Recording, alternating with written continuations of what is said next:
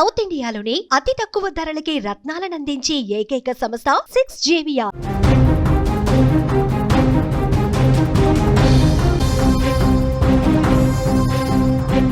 మెదక్ జిల్లాలో పాశవిక ఘటన.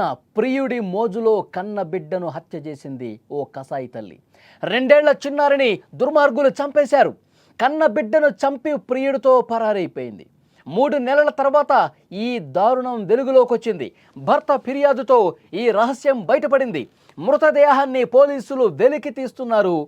ఇటీవలి కాలంలో అక్రమ సంబంధాలు పూర్తిగా భార్యాభర్తల బంధాలని మసకబారుస్తోంది, పూర్తిగా తెంచేస్తోంది. అంతేకాదు కన్న బిడ్డలని కడతేర్చేంతటి కఠినమైన మనస్తత్వానికి దారితీస్తున్న పరిస్థితుంది.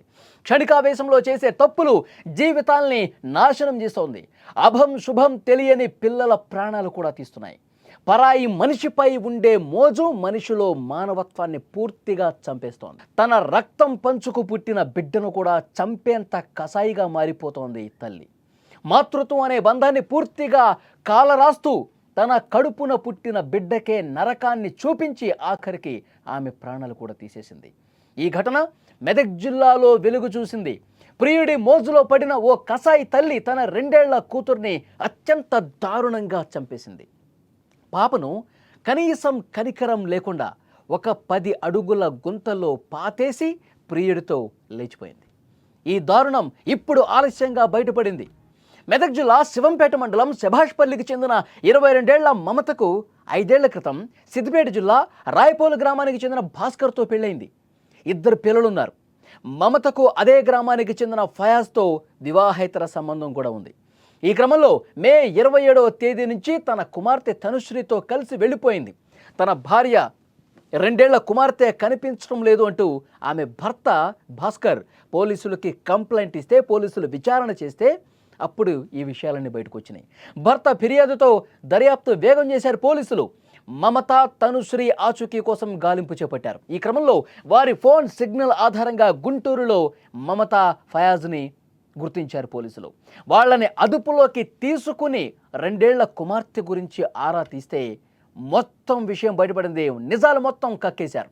తమ బంధానికి అడ్డుగా ఉందని తనుశ్రీని తామే హత్య చేసి శభాష్పల్లి శివారులో పాతి పెట్టామని చెప్పారు. మమతను శివంపల్లికి తీసుకొచ్చి ఆమెను ఎక్కడైతే చంపేశారో ఎక్కడైతే పాతి పెట్టారో ఆ ప్రదేశాన్ని చూపించారు. అక్కడ తవ్వగా కుళ్ళిన స్థితిలో చిన్నారి మృతదేహం దొరికింది. దీంతో నిందితులు 2ని కూడా అదుపులోకి తీసుకొని విచారిస్తూ ఉన్నారు.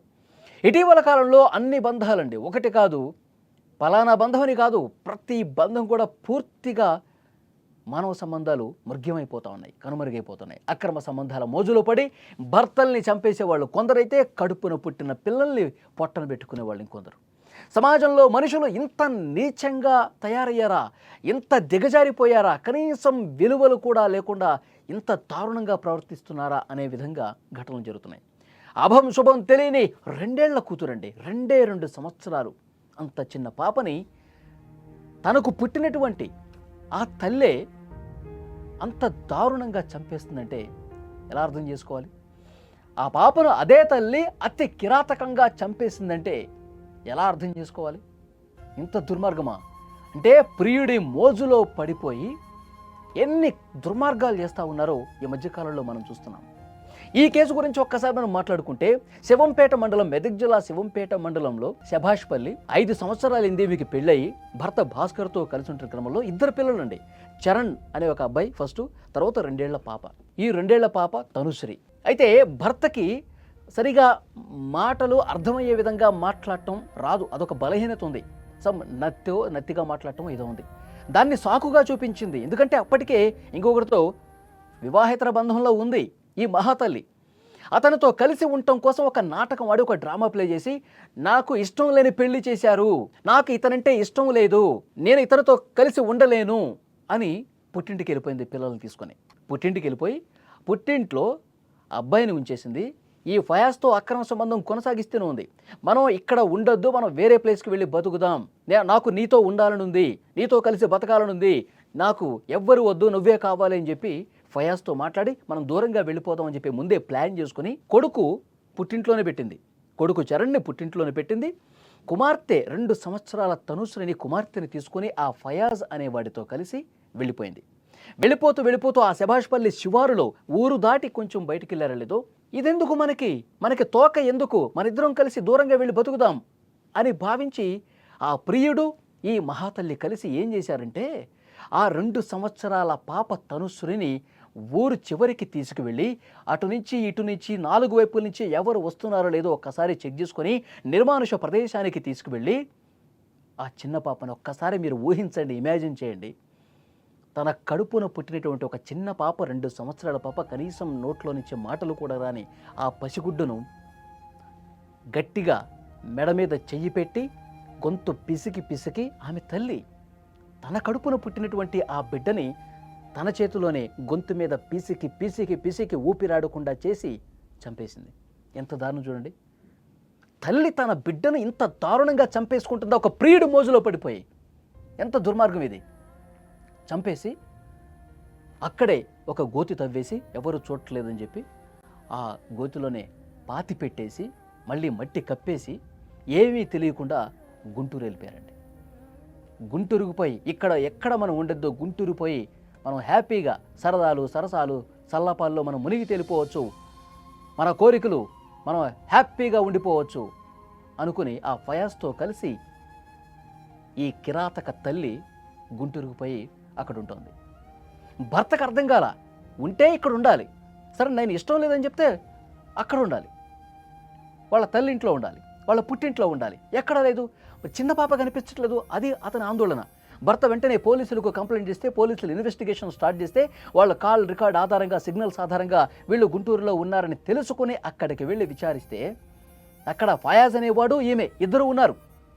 ఆమె లేదు, చిన్న పాప లేదు. పోలీసులు తమదైన స్టైల్లో విచారిస్తే ఆ చిన్న పాపని ఏం చేశావని చెప్పి గట్టిగా అడిగితే, ఎస్ నేనే చంపేశాను, నా బిడ్డను నేనే చంపేశాను, మాకు అడ్డొస్తుంది, నా సంబంధాలకు అడ్డొస్తుంది కాబట్టి నేనే లేకుండా చేశానని చెప్పి ఎలా చంపింది, ఎక్కడ పాతిపెట్టిందో కూడా పోలీసులకు చెప్తే అక్కడికి వచ్చి జేసీబీ సాయంతో తవ్వకాలు చేస్తున్నారు చూడండి. ఆ పాప మృతదేహం కూడా కనిపించింది. ఎంత దుర్మార్గం చూడండి, ఎంత దారుణం చూడండి. అంటే సమాజం అసలు ఎటుపోతుందో ఏమీ అర్థం కాని పరిస్థితి. కన్నబేగు బంధాలు ఏమైపోతున్నాయో కూడా అర్థం కాని పరిస్థితి కనిపిస్తోంది. కన్న బిడ్డల్ని తల్లులు ఇంత దారుణంగా, కిరాతకంగా, సైకోల్లా మారిపోయి చంపేస్తున్నారంటే ప్రియుడి మోజులో పడిపోయి అక్రమ సంబంధాలు ఎంతటి దారుణాలకు తెగబడుతున్నాయో మనకు అర్థమవుతుంది. ఈ సైకో తల్లిని, ఈ కిరాతక తల్లిని, ఈ దుష్ట తల్లిని ఏం చేయాలి? ఈవిడికి అసలు మనసుందా, ప్రేమ ఉందా, బంధం, ఆ విలువలేమైనా తెలుసా? ప్రియుడు మోజులో పడి కేవలం పడక సుఖం కోసం, ఈ మాట చెప్పడానికి నాకు ఏమాత్రం అభ్యంతరం లేదండి, కేవలం పడక సుఖం కోసం, తన కోరికల కోసం పుట్టినటువంటి బిడ్డల్ని అంత దారుణంగా చంపే వరకు వస్తున్నారంటే ఇలాంటి నీచ్ కమీనే మహిళల్ని, మనుషుల్ని ఏం చేయాలి? వీళ్ళని ఏం చేస్తే కరెక్టు? ఎందుకు ఈ విధంగా తయారైపోతున్నారు మనుషులు? ఈ వీడియో చూస్తున్న ప్రతి ఒక్కరు కూడా స్పందించండి. ఆవిడ్ని ఏం చేస్తే కరెక్ట్? వాళ్ళ బంధువులు చెప్తా ఉన్నారు, నడి రోడ్డు మీద ఉరి తీయాలి, చంపాలి. ఇలాంటి ఘటనలు జరిగినప్పుడు బంధువులు, వాళ్ళకి తెలిసిన వాళ్ళు ఇదే మాట చెప్తా ఉంటారు. మీరు చెప్పండి, ఈమెకి ఎలాంటి శిక్ష వేయాలి చెప్పండి. చిన్న పాపని, 2 సంవత్సరాల పాపని, కనీసం నోట్లో నుంచి మాటలు కూడా రాని ఆ అభం శుభం తెలియని ఆ పాపని, ఆ బంగారు తల్లిని తమ చేతులతోనే, పుట్టినటువంటి ఆ చేతులతోనే అంత దారుణంగా చంపేశారంటే ఏం చేస్తే కరెక్ట్ చెప్పండి? దయచేసి మీరు కామెంట్ రూపంలో తెలియజేయండి.